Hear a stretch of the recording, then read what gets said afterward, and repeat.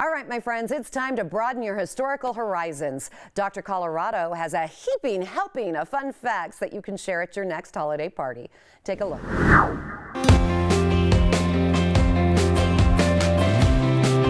You've been studying history here in Colorado for how many years?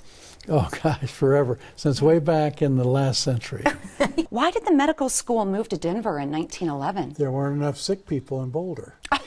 Stop, students, really? Yeah, students need to practice on, real life cases of sick and dying people. And Boulder was just too healthy for them, and there weren't enough people. So they moved to Denver to find sick folks and moved into this. This was the Archer Mansion where the convention center is today. Let's talk about the mayor, Robert Speer. How did he transform a chaotic city into a city that was so beautiful? That's him. 1904 to 1918, he was mayor, and he planted 110,000 trees, doubled the park space, and came up with a master plan to make Denver into Paris on the Platte. Paris on the Platte. What about the longest preservation landmark?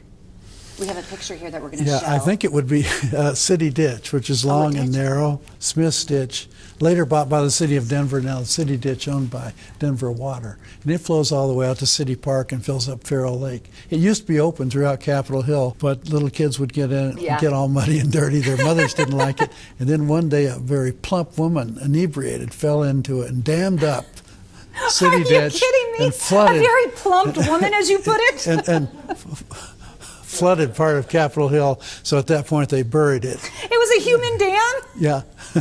Oh, that's horrible. And you can see it right here along Spear. There's a pipe that goes underneath, I think, the Downing Street Bridge. That's actually City Ditch. How do you know this stuff? How did you know she was plump? Sid King had a revolving girl in front of his strip joint on Colfax. There she is.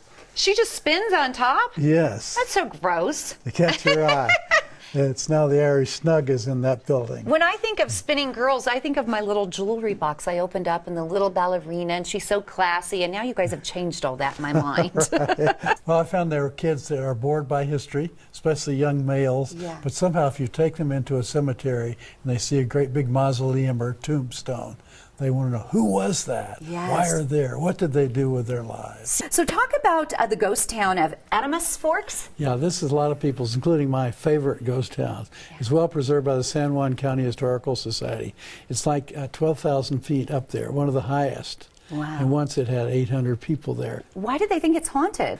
Well, some of the ghosts that still live there, most of the year it's snowed in and people can't get up there. Oh, do you believe in ghosts, really? Certainly, at a place like Adamus Forks. What are some of your favorite mansions in Capitol Hill? I think the Croak Patterson Campbell house is one of the best. And it's been restored now as a B&B. It's also the most haunted house in Capitol Hill. Are you kidding? It's haunted? Right. All kinds of strange things. The German Shepherd watchdog leapt out of that third-story tower window to its death. I have never heard of a ghost dog. How do you select the ghost stories? I always try to pick something local.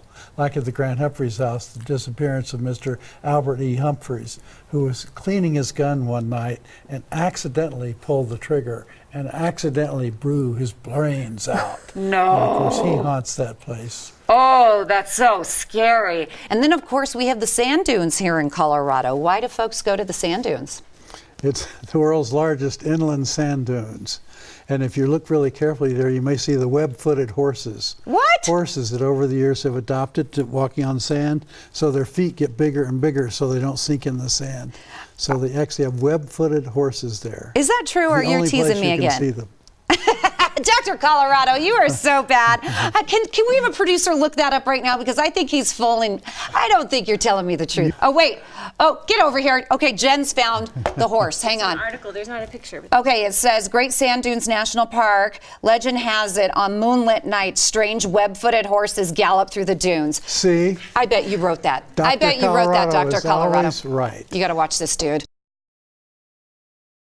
Books by Tom Noel, aka Dr. Colorado, make great gifts. Find them and learn more about his upcoming lectures online at dr-colorado.com.